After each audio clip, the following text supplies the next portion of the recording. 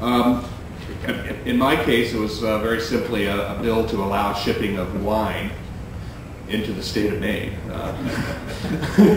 You would think that you could, if you can't find a particular Bordeaux at your local liquor store, that you might be able to buy it from wine.com. But no, thanks to antiquated laws that have existed since the repeal of Prohibition, many states that's not allowed. Especially when you have a public service commissioner, the commissioner of the head police officer of the state, that teenagers would be buying Bud Light online and having it shipped to their homes.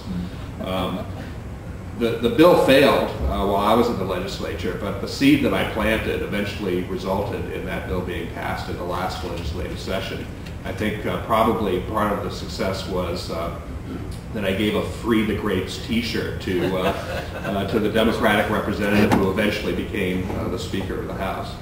So, questions from the audience?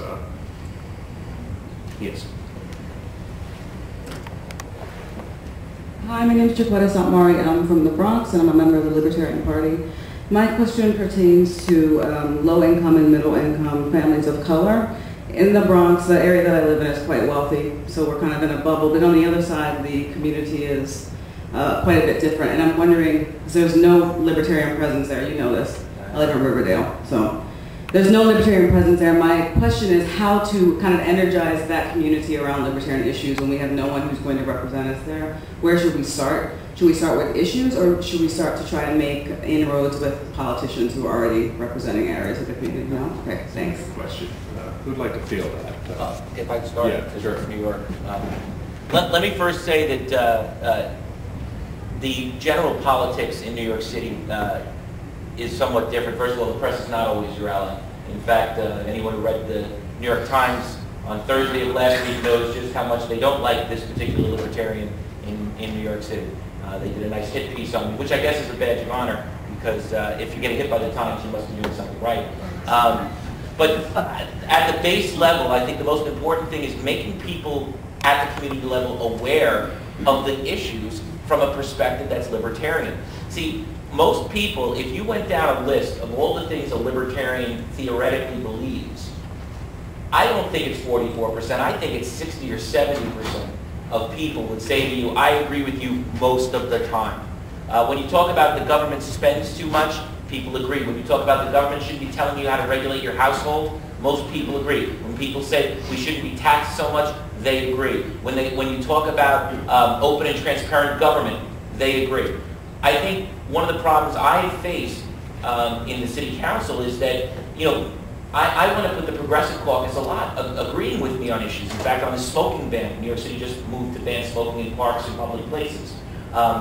It's not a matter of, this is individual liberties that are getting encroached on. And especially in the minority communities in New York, it has a disparate effect on them. And it makes their lives even more difficult. We've banned trans fats, we've banned salts in our restaurants. We need to get the message out at the grassroots level that it's not the Democrats who believe what you want. It's a libertarian perspective, and you find that wherever you can. I think that's the key. Get the message out that what people really believe in their hearts is truly a libertarian message. If people understood that, they would vote that way. Thank you. We've got maybe 2 minutes left. If we could have a quick response. Sure, real quick. I've spent the last 8 years that I've been out of office opening charter schools, community schools, some community-based health clinics, and some things like that. Almost all in predominantly, if not exclusively, African American neighborhoods: Cleveland, Columbus, Akron, Youngstown, Toledo.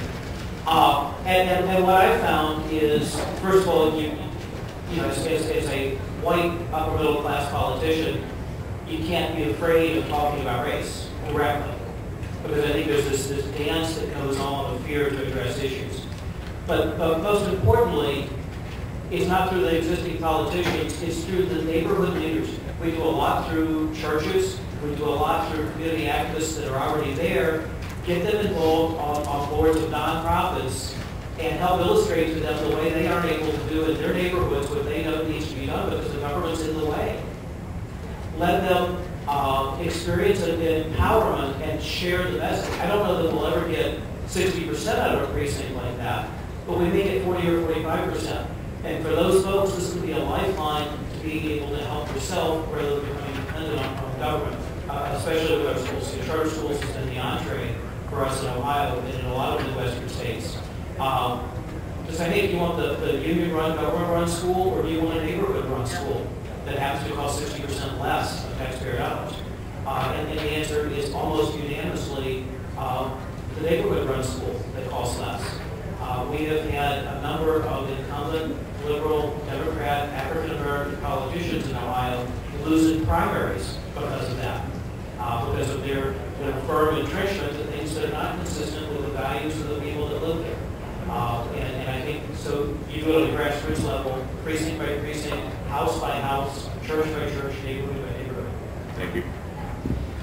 Message, organization, and money is how we put together a winning organization. Messages is king with everything.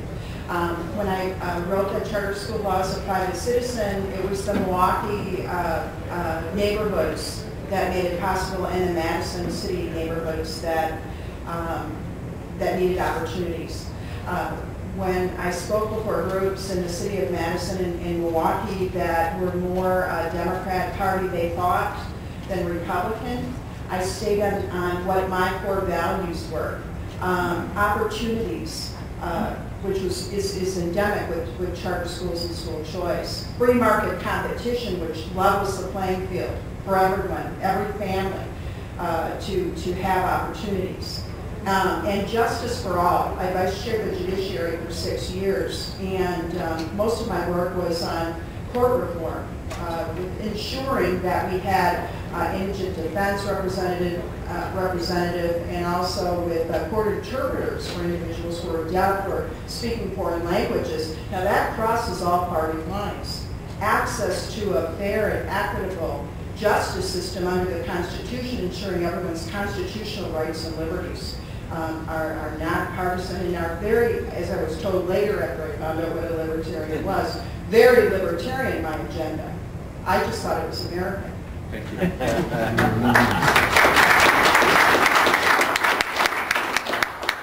I knocked on every door in my district 3 times. I came across 2 minority households, so unfortunately I can't add much to that discussion from my experience. But our time is up, and we'll wrap things up. Thank you very much to all of our panelists. It's a wealth of knowledge here. I wish we had a lot more time to go over it, but if we might be able to find our various distinguished panelists in the room, out and about during the days. Yes, exactly. Is there a good pub around here?